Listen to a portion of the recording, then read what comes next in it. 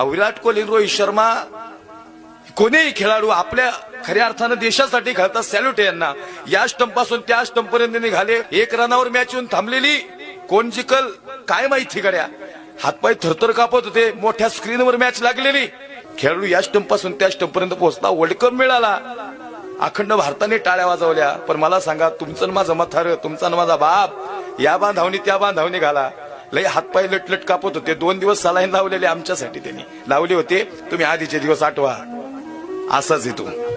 त्यांनी सांगितल्या नाहीत तरी त्याच्या आयुष्यातल्या सगळ्याच गोष्टी आहेत. तुम्हाला नाही सांगितल्या आम्हाला, पण कधी जुन्या गोष्टी सांगायला ते बसतात ना, आम्ही ऐकायला बसतो ना, खरंच विचार करतो गड्या कसे दिवस काढले असतील.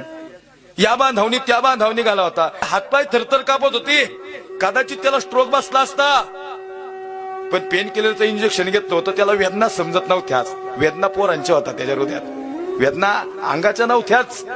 वेदना लेकरांच्या होत्या. मुलीचं लय मोठं लग्न करायचं होतं. पोराचं लय मोठं शिक्षण करायचं होतं. खरं सांगू का, विराट कोहली, रोहित शर्मा या स्टंप पासून त्या स्टंप पर्यंत पोहोचले.